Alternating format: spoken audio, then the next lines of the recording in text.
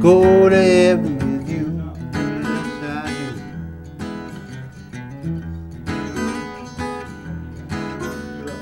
Yeah, just keep going. I'm ready to go? Yep. I'm on? Yes. All right. All right, I'm Ken Selcer. I'm going to be playing a song for you. Started visual radio here, and this is a song called Say You Will.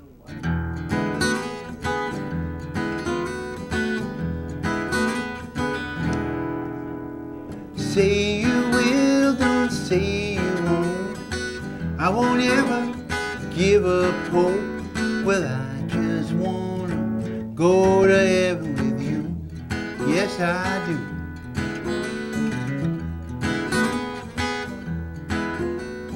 Listen to this tale I spin. You tell me if it's genuine. Throw the dice. It's my lucky 7.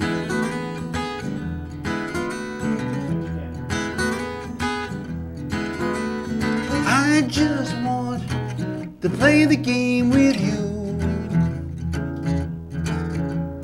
Win or lose, we all must bid adieu.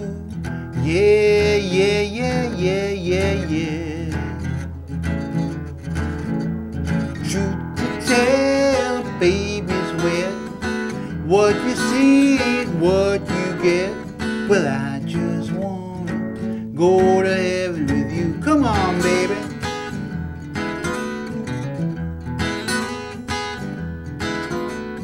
Are you kind or are you mean?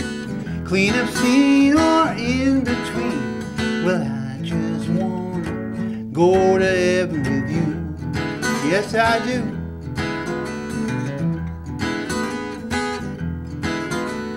Time, we're living on borrowed time.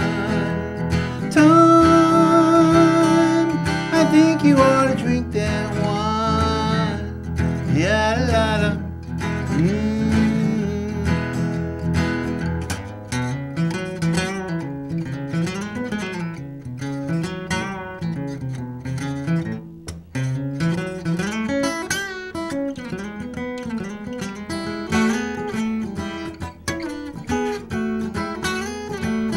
I won't ever make the same mistake. You can't fool me, there's way too much at stake. Yeah, yeah, yeah, yeah, yeah, yeah. Say you will, don't say you won't. Where there's fire, you know there's smoke. Well, I just want to go to heaven with you. Come on, baby, you know you want to.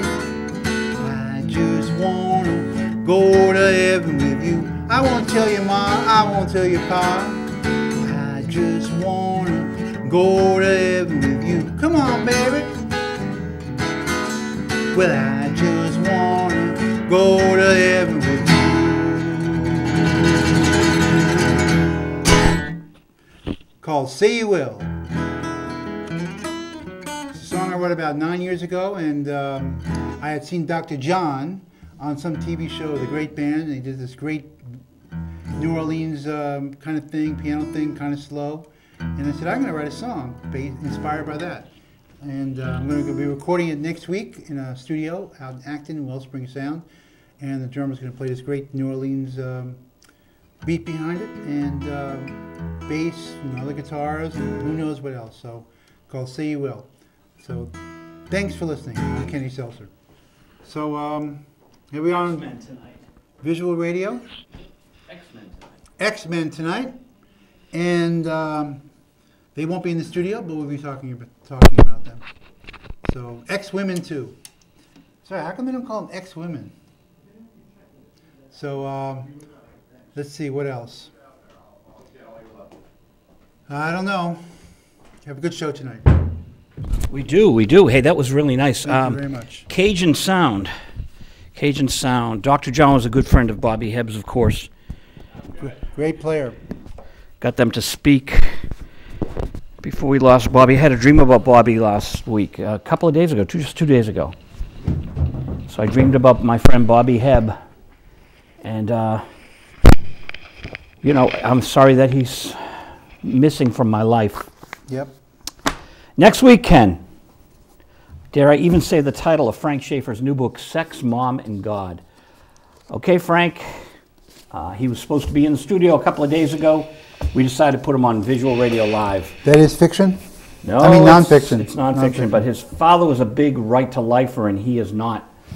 Some friends of yours, I think. Do you know Charlie Farron and John Butcher? I know Charlie Farron, and I know of John Butcher. They made an album together?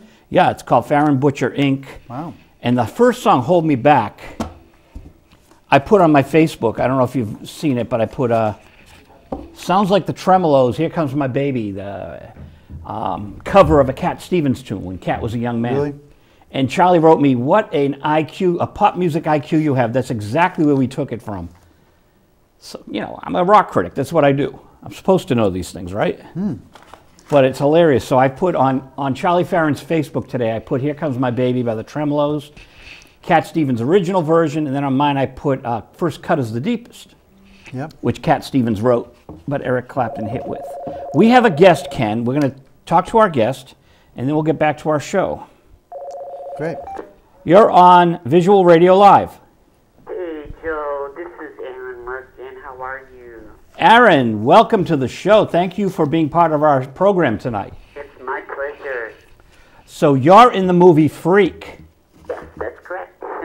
And you came from the Worcester area? Yes, actually, I grew up in Worcester. But now you live in Los Angeles. Yes, I've actually lived here about half my life now. Oh, that's amazing. Eric was on our show a couple of weeks back. My co-host is Ken Selcer. Say hi to Ken. Hi, Ken. Hi, how are you? Good, thanks. How are you? I'm good. Ken just, he's cutting a new album. You guys will have some music for soundtracks, maybe. Oh, cool. But are you working on something right now? No, right now I am currently in between acting gigs. So Freak is being broadcast or screened at some festivals right now. Yes, in fact, Eric is in Fort Worth right now at Q Cinemas Film Festival, and they're showing it there, and he's very excited about that.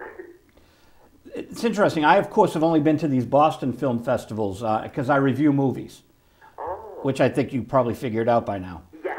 Which is how we got together. But I actually write a column for the Malden paper, and Eric's from Malden. Right. Right. But so Freak is very cool. And how did you get cast? How did he find you? Well, Eric and I actually met in 2004. We were in a play together called Chasing the Twilight. Eric had already been cast in it, but they had a few people leave last minute, so they needed to recast them before the show went up. And we had a mutual friend named Dana, and Dana decided that I should go audition, and I got the part. But even before I met Eric, Dana used to tell me that I reminded her of him. And then when I met him, we found out we had a lot in common, both being from Massachusetts, and we just hit it off. And then in 2008, Eric called because he was doing a show called Psychic Glitter, and he wanted me to portray the drag queen Glitter in that. And we had a blast doing that. And then he wrote Freak. He told me, actually, he wrote it for me, which I thought was really cool of him. I mean, we just seem to have a great symbiosis. And we did Freak last year. And this year, as you said, it's playing at all kinds of different film festivals, which is very exciting. So do you want to know how I got a hold of it? Oh, yeah. How did you? I'm the Malden music writer, if you will. For years, I guess that's what I am, right? Mm-hmm. There's a Malden newspaper, and I'm the critic. So when I do a hotline column once a month, I looked on IMDb, and they have notable people from Malden. Earl Stanley Gardner, who wrote Perry Mason. Oh, sure. Norman Greenbaum, who wrote Spirit in the Sky. Norman's a good friend of mine, but he lives near you. He's closer to you than to us. He's in California.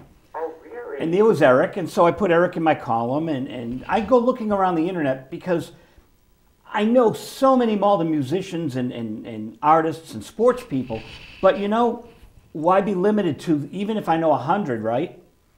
There's probably thousands. So I do a little more research, and I meet people like you. Oh, that's terrific.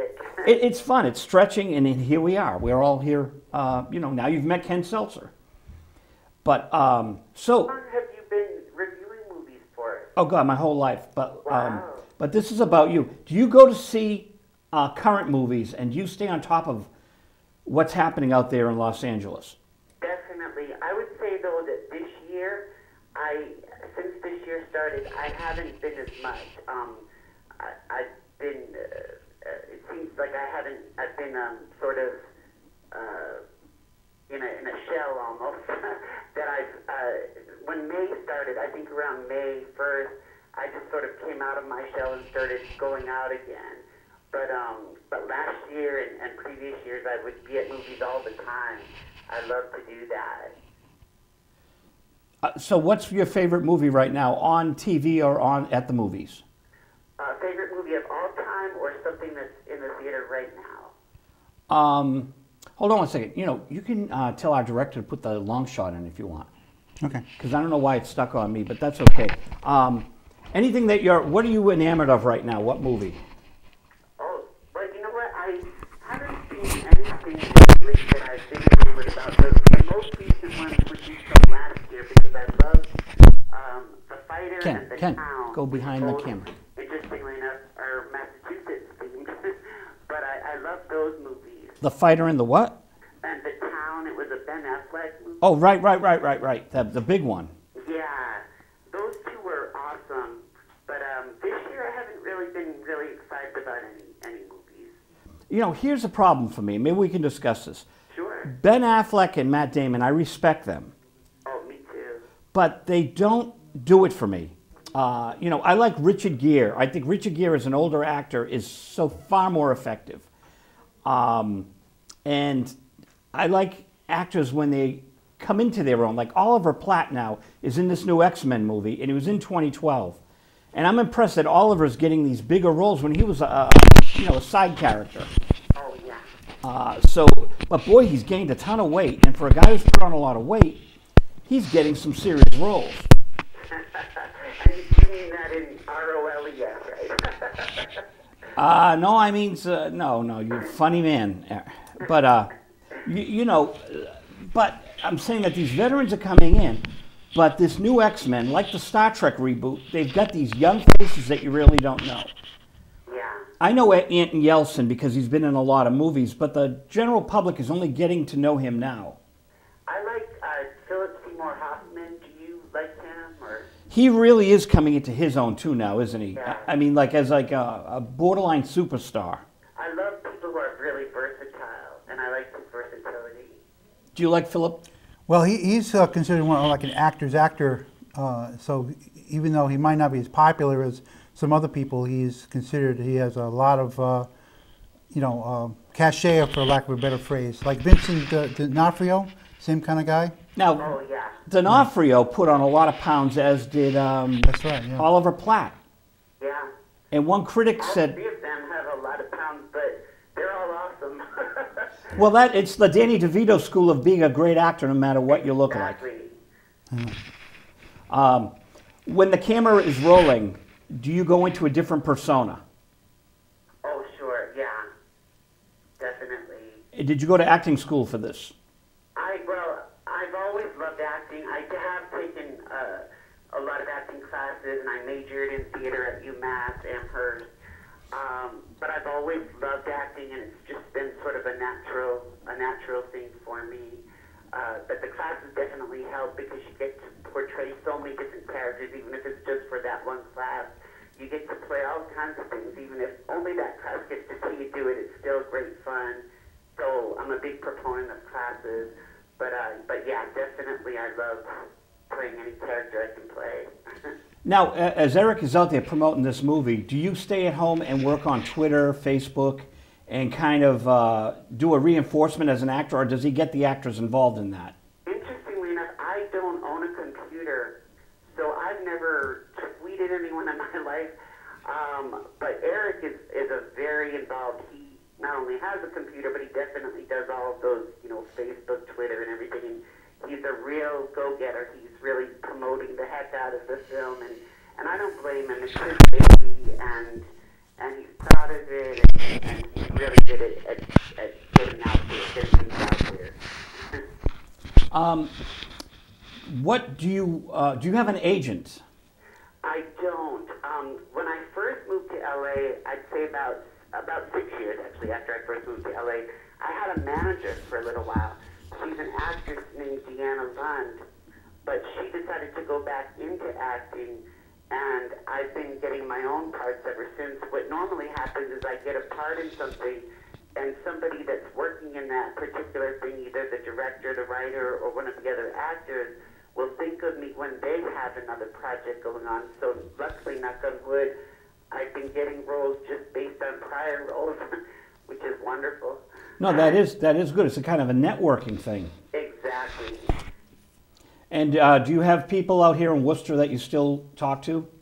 Yes, my family. In fact, I was just visiting them last week. I was there from Friday to Monday, and I have a ton of relatives that live in the North Shore area, like Peabody and Swampscott, those places. So, and I still have friends, good friends that live up throughout New England. So I'm definitely still in touch with the East Coast peeps.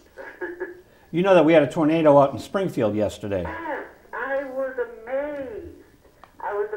I mean, a hurricane once in a while maybe, but tornadoes so rare. Global warming? Yep.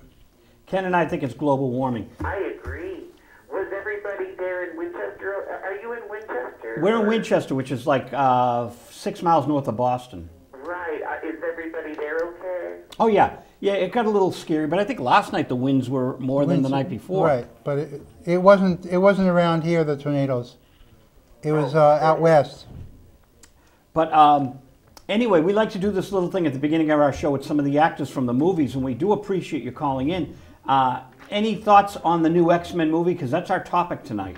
Oh, you know what? I have never seen X-Men, so I couldn't really give you any good insights or thoughts. It's really worth seeing because of all the new crop of actors they're kind of bringing in from Britain, names that we don't know, and I like that because, like Christopher Reeve in Superman, you want an unknown, and I think that Jack Nicholson was too much of a personality for the Joker.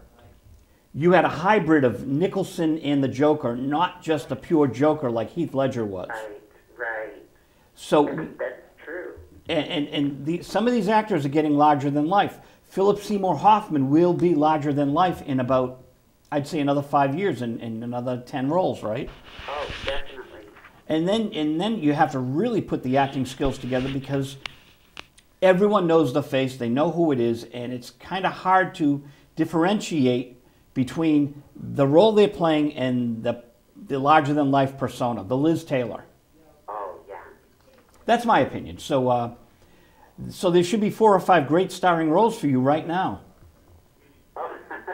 You know, with that thought in mind, right? Absolutely. Hey, thank you so much for calling into Visual Radio. It was my pleasure. Thank you very much. And we hope Freak does really well. I hope you win some awards down there at the, where is it again? The Oh, in Fort Worth. Fort Worth, yeah. Thank you so much, Joe, and it was nice to meet you too, Ken. Thanks. Take care. Good night. Good night. That's so cool. The actors call in. The movie was called Freak? Freak, yeah. And Eric Casaccio from Malden moved to L.A., and he and Aaron were in the movie. He is the lead role. He is the Freak. It's so amazing that he is attempting this movie career without an agent or people on his team.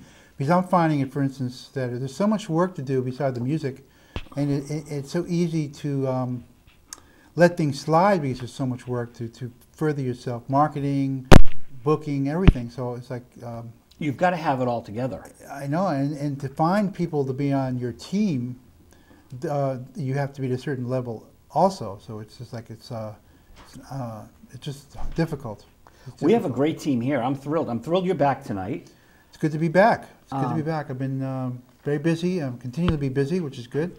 You know, which is actually good for the show because we had Jeff Mastroberti and Sharon McAllister here a couple of weeks back. Yep. So we would have had 4 cheers. Right. And then there's too many people because Dick Manitoba called in. And so then you're kind of overwhelmed and it became a smorgasbord.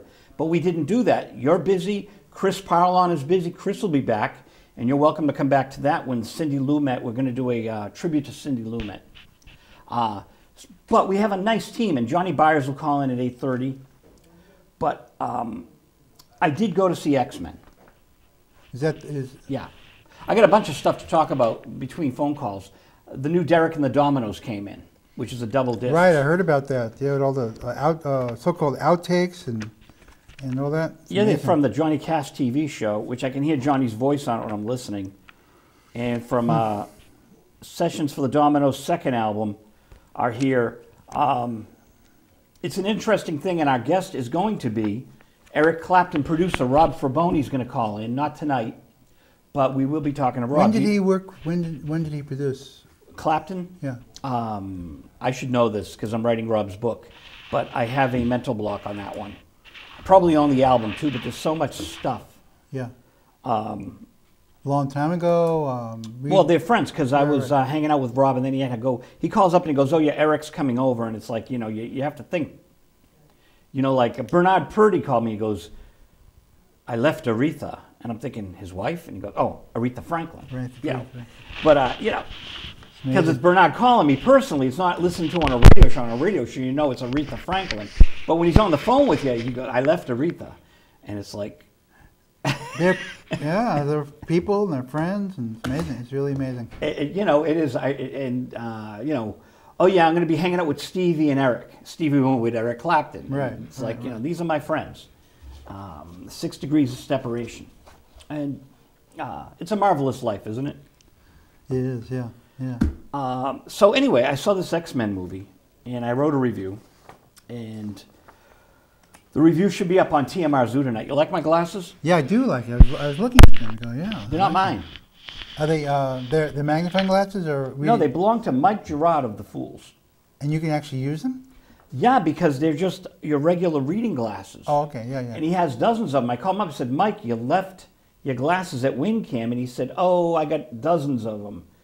I said, "Oh, good. I'm going to put them on eBay and sell them as the Fool's glasses." Right. But you know what? They're perfect for me, just for this. Yeah, you look good in them.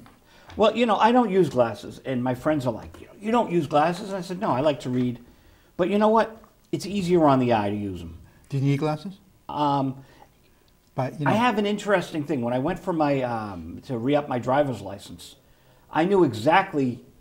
The doctor was amazed because you have to do the eye test again. Yeah. But I said I told him exactly what's going on with my eyes. Oh, you memorized it, huh? He says people get subscription glasses to have eyes like yours. Oh. So I don't need glasses because I forget what it is, but people like having the vision that I have. If I had extra money, I would get LASIK or some kind of surgery if I was eligible. But this is cool, and the glasses make it a lot easier. Yeah. But I don't need them, thank God. X-Men First Class, arguably the best of the 5 X-Men films. It's funny. I'm reading this book now. Michael Cabran. Ever hear of him? He wrote a book called Cavalier and Clay, which I'm reading now, and it's about these two young boys around 19, 20 who are into comics. They started writing comics. It's based on what's his name? Joe Kirby. Jack Kirby, and one of my heroes. Late 30s, started writing comics, and it's about that era. It's pretty amazing. I think Jack Kirby did Mr. Captain America. Yep. Because Stan Lee and Jack Kirby resurrected him, of course. Right. Yeah. And the Captain America film will be out this summer. I'm on the film list, but I'm not on the film list for the Green Lantern, which is another film company. When's that coming out? Like in 2 weeks, and I meant to write them today because I know who they are. There's just so much to do, and I've got so many directors to interview. And movies to see. It's mind-blowing. And then these authors coming in. This fellow's coming in next Friday night, Frank Schaefer. Yeah. But since you're here in the studio, why don't we ask you what was the name of that song? The song I did? Called Say You Will. Say You Will, or I Just Want to Go to Heaven With You. That's the title. I won't use that. It's too long to write. But, come on, baby. I won't tell you ma, I won't tell you pa. You know you want it. Now, I'm trying to get that stuff in there, Say You Will. And you're recording that one this week? I'm recording that one too. I have a list of 13 to 15 songs that I'm going to try to record. Basic tracks. Hold that thought, because we're going to talk sports, and then we're going to come back to your Okay. album. We're going to come back to the Ken Selcer album. Johnny, Yes, Joe. How are you? we're going to come back to the Ken Selcer album after we talk. Okay. Well, I can tell you right now, the Sox are up 5-4. They were down 4-0 in the first inning, and within the span of 2 innings, they've come back to take the lead. You're Ken Seltzer's Great. dream come true, because he was in his car listening. I had to pull him out of the car to sing the first It song. was 4-2 when I turned it off. Fortitude? Yep.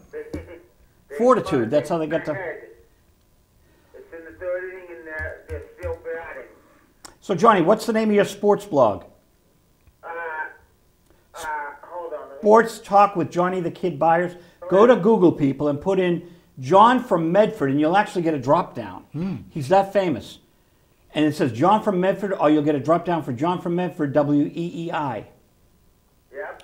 So our director, who's Jeff Dearman, is not here tonight. Talked to him earlier before calling you. Oh, you talked to Jeff. He had called, and we're going to be getting together soon, and we're going to be putting plans into play to bring my ill-fated sports talk show that died in Medford to Winchester Access. Resurrection Great. here in Winchester.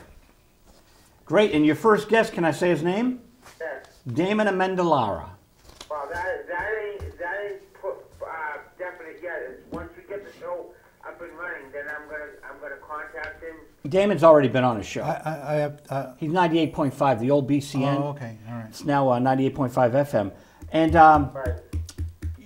we taped, John interviewed Larry Lucchino a week ago Wednesday. It was the 25th. And Steve Paliuca. But you talked to someone else Yes, off I camera. did talk to the owner of the Bruins. This was off camera, and I basically asked him, was this the year that we were going to break the 38-year curse of the Jacobs family? Oh. That's a tough question, Johnny. Well, it's a tough question, but it had to be asked, and he said, I sure hope so, and come to find out, they at least got to the out of the conference finals into the Stanley Cup. But what happened the other night? The other night they played fantastic. You got to say it was a terrific hockey I game. didn't watch the game. I just caught that. I watched the game, Johnny. It was a terrific hockey game. You got to give them their. No team could have beaten Vancouver that night. That was a magnificent hockey game. Did you see it? No, I didn't. No. It was terrifically tense. That's the one they lost 1-0. Yeah, 18 seconds both left? teams were battling. Both goalies were like knights in armor. What you call it? Huh? They were standing on their head. They were. They were just taking every shot that the other team was giving them. But in the end, 18 seconds left in the game, Vancouver gets the decisive goal, and they go up 1-0. The Bruins and the Vancouver, you can see the legs were tired. These guys were battling. But you know, John, you got to give them a little props. And on my show, I'll give them the props. So there, on your show, you can tear them down. Because I've seen this team collapse too much. But John, you're a sports guy. It's kind of like a musical group you see collapse. If it's the same members, all right, you can take them to task. But this is a new goalie, right? It's a new team. It's a different team, I'll give you that. But see, in the history of this franchise, let me just tell you this. In the history of this franchise, playing a Canadian team in the Stanley Cup, you know what their record is? 1-10.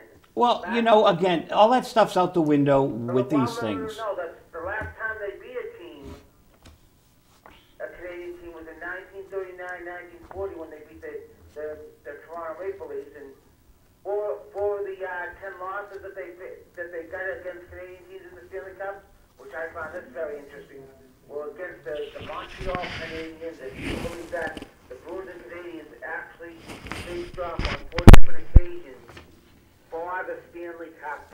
Okay, well, we've got a packed show tonight, but what I'd like to conclude on is in the Globe today, I did see that you were right. On your blog last night, you put that the NFL might be at the bargaining table.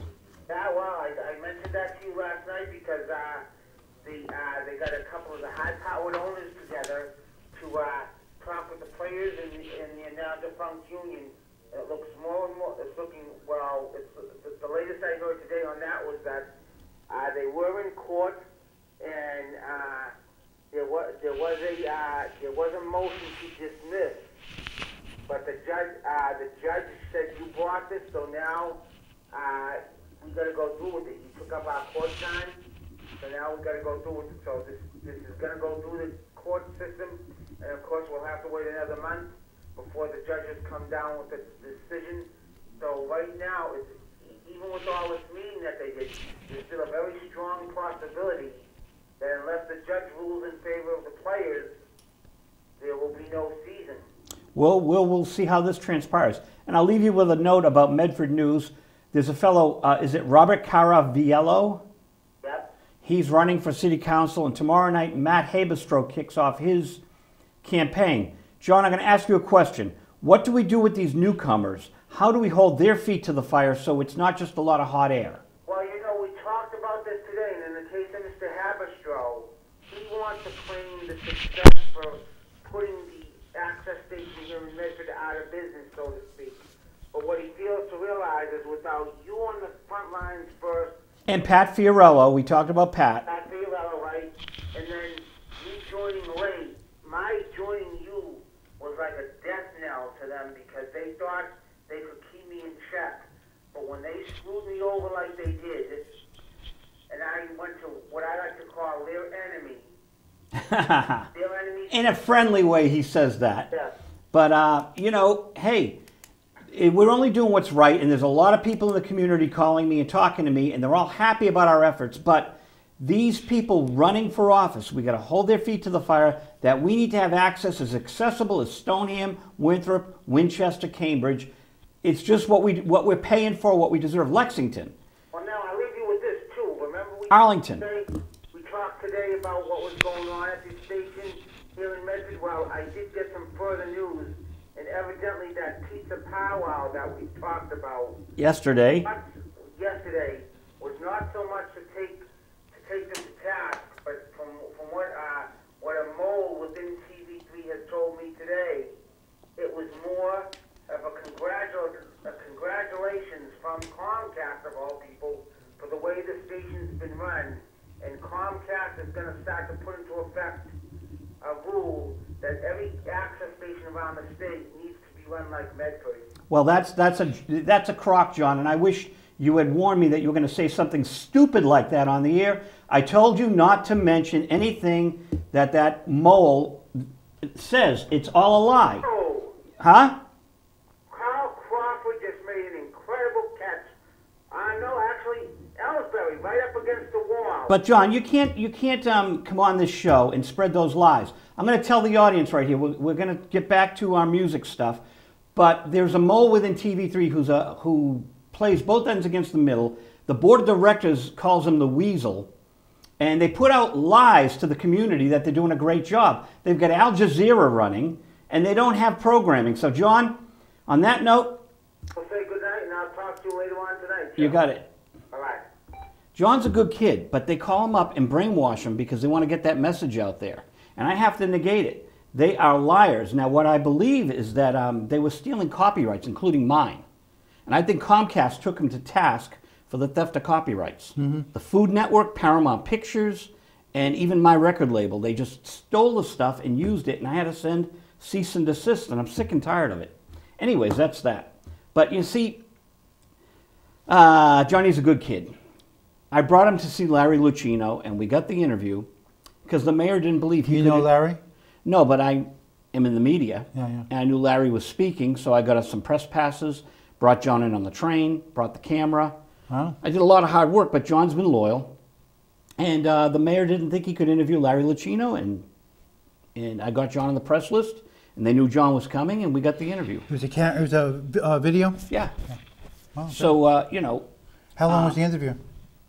the interview is, well, I've got this 5, 10 round minutes? table. The whole show, there's enough for like an hour. Wow. But there's Mayor Menino speaking, there's them speaking, and then John goes up and talks to Pagliuca and Lucchino. Amazing. So it's good, yeah. And but he's a good kid. But sometimes he just I begged him, do not listen to these people. But anyway, back to your record album. This is where we cut the YouTubes and we go back to the record album. What's the title of the album? A working title is The Other End. Working title. How about working title for the title? The Other End, meaning the other end of my existence on this planet. The Other End. But I don't know about that. I already have the image for the cover. What is the other end? The spiritual? The lyrical? No, age. Oh. The other end. The other end of my life. Meaning, compared to the beginning of my life. It's interesting. I started music when I was 13. I started, things happening, and now it's, going towards the great sunset in the sky, I'll say something very pertinent to this. As I discussed with our guest about film actors, having the Oliver Platts and the Richard Geres working with the younger actors, you get the wisdom. But have you noticed a lot of the bands almost fear having an older dude advising them?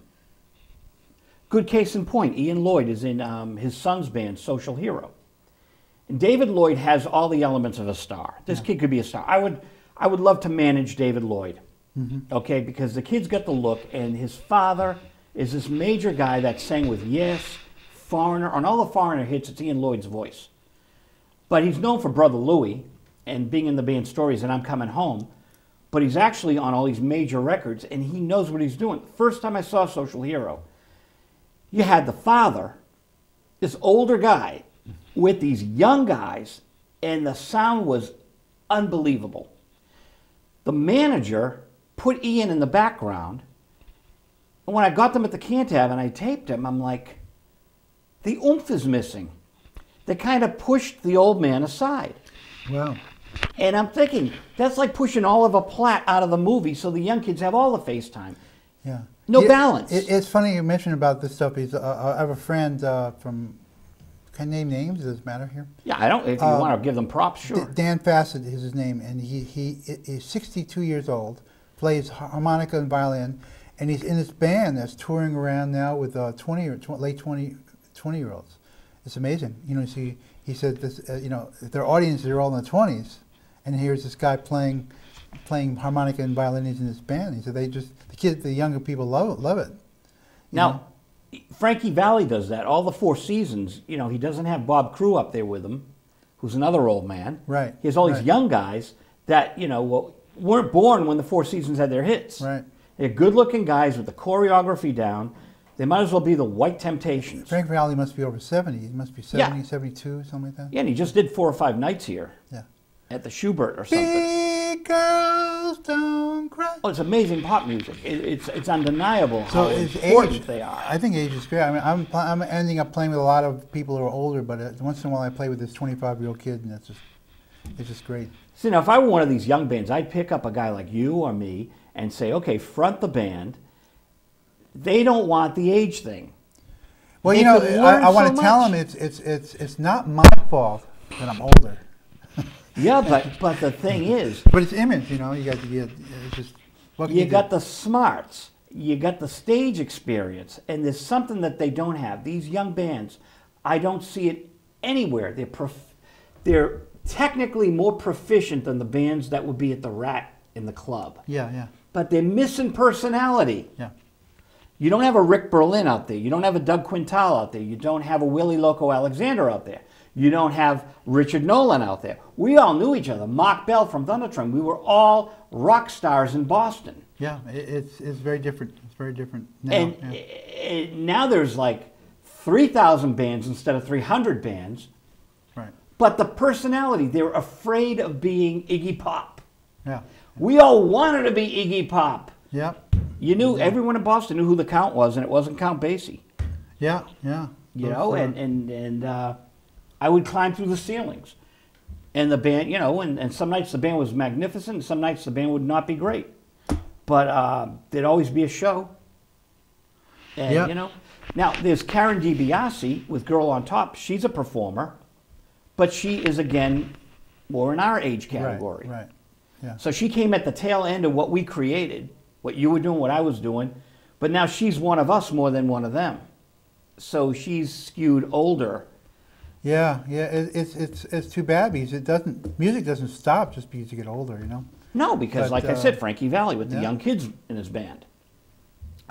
These bands need to learn about personality.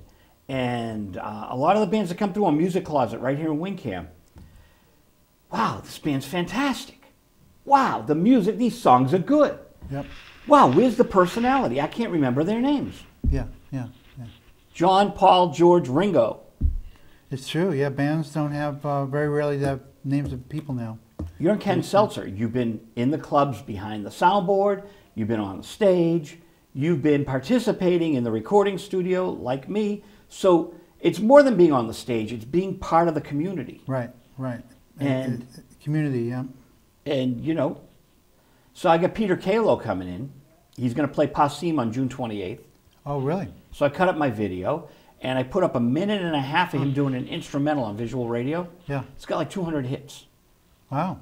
I put it on his Facebook, and it was just one of those weird times that Peter was actually on Facebook. He blasted it out to his friends. And I called him up, and I said, Peter, this thing's just like climbing. And he goes, yeah, I sent it to some friends. It went from like 0 to 50. Did he play with Carly Simon? Did he play with Carly Simon? He is her music director. He's still Oh, yeah, for 15 years now. Amazing. Co-wrote with Jimmy Webb, co-produced the album with Jimmy Webb and her. Yeah. So she's had Peter with her a long time. So Peter's my dear friend who works with Carly Simon, Leslie Gore, Dobie Gray, Linda Eder, Jan Horvath. Dobie Gray, wow. He did... Give me the beat, boy, to free my soul. To imagine I have to be able to learn that material like that. Yeah. But he doesn't. He does all the Leslie Gore hits. Dobie Gray's I'm in with the in crowd. Wow. Dobie had one of those weird careers like Gene Chandler that spanned decades. Yeah, yeah. A hit here and a hit there. Bookends. I never liked Drift Away, did you? I love that song. Why does everyone love this song? I don't understand. Humble Pie did it. Because it's about losing yourself in music. You know, I just like, know. I love the Maria theme. Muldaur had a song that was similar to that. Something about play a song that turns me into jelly. You know, you just want to become something other than your problems and tribulations of everydayness, and that's what that song is about. The Dobie Gray song. I love the theme. Know, I love the theme. I just want to drift away, and I actually tried to learn it once, and it's actually pretty. It's not as easy as it sounds to play. Why don't you write a song called I Just Want to Drift Away and do one more dreamy? And to me, it just didn't have what You're So Vain has. It doesn't have that kind of groove. It has a kind of like, dare I even say it, Dire Straits, Sultans of Swing, that kind of like Eagles. Yeah. You know what I'm saying? There's no peaks and valleys. It's just like, here it is. Right. And I just thought Drift Away is such a great concept. Oh, if it just had a little bit more here, it would have been a monster. But it's still, it's still a pretty major hit, wasn't it? It's a major hit, yeah. I mean, some people hate Hotel California, you know. Well, it's Angie. They just rewrote Angie. Really? Think about Angie. it. No, the guitar. Oh, okay. Oh, the guitar, right, okay. It's the same thing. They just rewrote it, you know. So many people do that, but they were blatant about it. You know, Elton John and Randy Bachman were both very upfront about the fact that they lift riffs here, there, and everywhere, but they're smart enough to disguise them all. Yeah. And, you know, and the Eagles just don't. They just, you know, Hotel Angie is what it is. Well, I just heard that Willie Dixon, back in the early 70s, I think, sued Zeppelin for infringement, and he won. He got a lot of money. I don't know what song it was, but it was Whole Lot of Love. Whole Lot of Love, okay. They stole from everyone, you know. Well, you know, there's a thing about, I was reading the Unterberger books. Yep. They were talking about a lot of the folkies in England. They had this song that was some traditional song, Blackthorn or something like that Jimmy Page got hold of. Because Jimmy Page used to kind of hang around with a lot of the folkies. And he rewrote it slightly, and he renamed it, and he said it was his. And I mean, I'm not saying that Jimmy Page was an evil guy as far as that stuff goes. No, he might have thought it was public domain. He probably thought it was public domain and didn't think of that. There was a woman who wrote a Zeppelin tune, too. Now she's credited as well. Babe, I'm Going to Leave You in Summer. Sandy Denny? Nope. It was a song that Judy Collins, nope, not Judy Collins, Joan Baez was playing, and Page heard Baez doing it. Really? covered it, and it's on the first or second Led Zeppelin album, and that woman got plenty of money now from that. Maybe. So Zeppelin did kind of lift, but You I wish Need somebody Lovin'. would steal some songs from me, but they haven't heard them yet. That's the problem. Well, You Need Lovin' was the Small Faces that covered Willie Dixon. I think they put Willie Dixon on it, but Yeah. it was a whole lot of love. And Zeppelin just took it from their British friends, you know? Yeah, that's what it was. I mean, they were all, it was a relatively small scene back then, and there was a lot of intermixing, even though today is more of a separated. Back then, a lot of the folkies hung around with the rockers in the clubs. That's the way it was, you know? You know, I'll even go on a limb and say that the Zeppelin might have even just turned the masters in, and the record label might have, you know, not the label, but I don't know. Maybe knows, someone but, in the back room just like, well, you know. I mean, early days they were a blues band too. They were just blues. They were Yeah, blues you know. with personality. But hey, I love them, and everything's straightened out and sorted out, so no harm done, and everyone's happy. But there was something I did want to say about your album and Drift Away. Taking a song like that and embellishing it and making your own that kind of improves upon it, that's all part of rock and roll. Yeah, it's quite a process. I mean, I did a concert last year with some people at the Bull Run restaurant, and I played this song, and the drummer I'm using said, "Do you want me to play like him, or do you want me to play like I've been doing it?" And Mike, this drummer, Mike Migliozzi, he's playing it more like a New Orleans thing, and said, "Sounds great, do that." So you can interpret these songs, you can produce the songs in so many different directions, just amazing, you know. Just by not putting drums on a song changes it totally. Well, Faboni's going to talk about some of the Layla stuff that might have been remixed down the road, and he was not happy that stuff was remixed, so we're going to find out where this version of the album is. This is Well, the who new... makes those decisions about that kind of thing? The record labels, or does Clapton do it? Powers that be. Well, this is now on, this is now on Polydor, which is, this was originally on Atlantic. Now it's on Polydor. But I remember Layla being on Atlantic, because Clapton and Blind Faith were on Atlantic. So now it moved over from the Warner Brothers imprint to Polydor. So I got this from Uni, all right? And who makes any of the decisions? I don't know if there are liner notes in this. Well, you know, I wonder if the artists from this era or even now has any kind of say about that kind of remixing kind of thing. Well, I will have all this blown up at the, of course I got the glasses on so I can actually read the tiny, tiny print. Okay, All Things Must Pass sessions. Roll It Over is from the All Things Must Pass sessions. Wow. Produced by Phil Spector. You mean the George Harrison? Disc 2, yeah. So Roll It Over on Disc 2 is literally from... Why would they put it on Layla? Because it's Derek and the Dominoes I see. with George Harrison. Tell the Truth was done from the All Things Must Pass sessions, produced by Phil Spector. So Phil Spector will actually see money from this record. Well, he needs it now. No, I'm just kidding. You're on WinCam. Joe, this is Frank Delastrino. I'm calling the bottom of the Hey, Frank, did you get my email? I did. You're showing the Battleship Potemkin. Yep, say hi to Ken Selcer. Okay. How are you? Does it have a music call with it? I don't know. No one told me, and I didn't ask because I've been busy tonight. But before we get into it, speaking music, are you a Derek and the Dominoes fan? I am not. I was ashamed to admit I've never heard of him, but I've never heard of most of the guys he's talking about. Oh, Eric Clapton's group. You know, Layla. You know the song Layla. Okay. What about him? We were just talking about him, but we will move on. Oh, okay. We will move on. So, yeah, the Battleship Potemkin. Have you seen it? Oh yeah. This is 1925. It's a Russian silent movie. And let's see, I was born 1950. In 1958, at the Brussels World Fair, it was voted by the people that went there the greatest film ever made. And that gave it a real surge of interest, which I think was lasting, about 15 years, because in in the 60s, I don't think a year went by when it didn't pop up at one of the revival theaters. Your younger listeners may not know what a revival theater is, but before DVD and HVS and video and all that, cities like New York, Boston, LA, Chicago would have a lot of theaters that did nothing but show old movies. And one of them that popped up regularly was Battleship Potemkin, and during the 60s, the rebellious 60s, no matter what your political persuasion, if you hadn't seen it, you were considered, kind of ignorant. You have to So if you saw the movie, there would be different soundtracks to it. Yeah, I think I'm hoping that if you have a soundtrack, it's the one by Sergei Prokofiev, who wrote it especially for that movie. But, you know, sometimes copyright laws being what they are, sometimes movies have fall out of copyright before the soundtrack does, so before the music behind it does. So I imagine, you know, you might have a silent print, in which case I encourage your listeners to put on the radio, and the real radio, and watch your visual radio. But it probably has a soundtrack with it. But this movie was a big deal, and Russian, you know, not to bore your listeners, but in the history of the 20th century cinema, there were two miracles.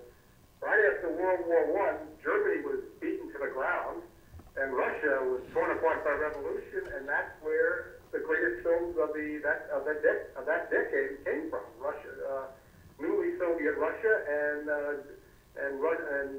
Germany. You know, after the Weimar era, I guess they call it, started making all these brilliant movies, and most of the Germans, a lot of the Germans, were not working in Hollywood, but the Russians were a bit off limits to them. So even though Sergei Eisenstein, who made this movie, came to Hollywood for about a year to no lasting result, the Russians were kind of off limits to that. I don't know of any Soviet filmmaker that was lured to Hollywood, where a lot of the Germans were lured to Hollywood. Interesting. You ever seen the movie? No. Okay, Have you? well, I haven't seen it. montage, that is, you know, the reliance on editing as much as anything else. You got your camera work, you got your script, you got your actors, and you got your editing, but then there's this almost frenetic putting together of different scenes, or whatever. And the Eisenstein's champions just consider this the greatest form of artwork. Eisenstein's detractors might find a little distracting, a little dizzying.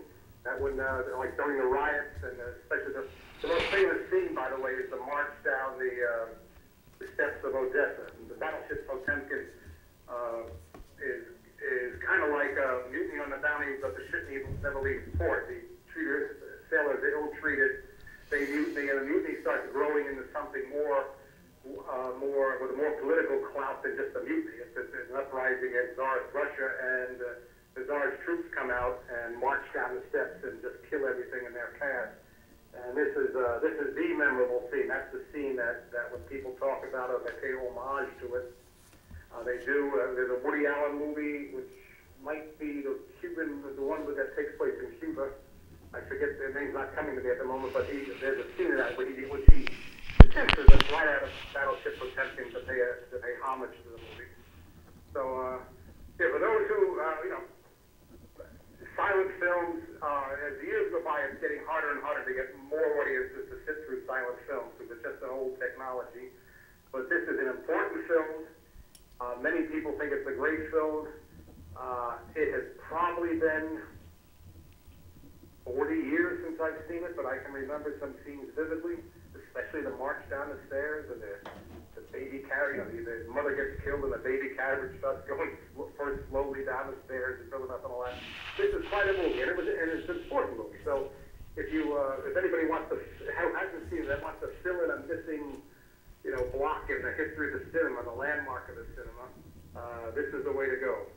Frank, we've got about 90 seconds left.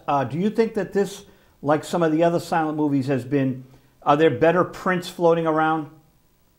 Or different versions? This is a good question, because there are movies which, you know, on average about 10 minutes get edited every year, because they would, you know, there wasn't a lot of control of movies in the 20s, well, even, I guess in the 30s it was pretty much locked in, but films would come over and distributors would cut them pretty much as they saw fit. And those, in some cases, those are the only prints that exist. So I imagine this film, which was hailed from the beginning, got a decent preservation. And so I mean, there are more, like Metropolis. Metropolis has recently been restored to what might have been its original form. When I saw it in the 1960s, I saw it at a revival cinema. It must have been a lousy print because it was incoherent, and I watched it now, and I said, you know, even though that was over 40 years ago, I saw it, I